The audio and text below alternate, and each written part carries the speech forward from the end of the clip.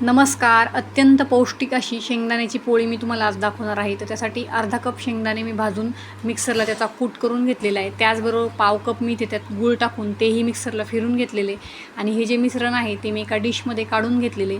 पोळ्यांसाठी आपण जी कणिक मळतो ती मी इथे मळून घेतलेली आणि त्यातला एक छोटासा गोळा घेऊन आपल्याला त्याचं एक चाडं बनवून घ्यायचं आहे.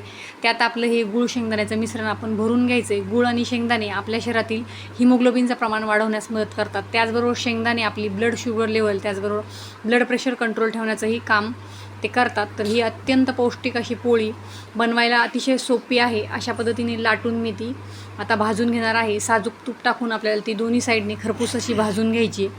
ही जी पोळी आहे ती आपल्या शरीरासाठी अत्यंत फायदेशीर आहे. तर तुम्ही ही रेसिपी नक्की ट्राय करा. आवडल्यास माझा चॅनलही सबस्क्राईब करा आणि व्हिडिओ शेवटपर्यंत बघितल्याबद्दल धन्यवाद.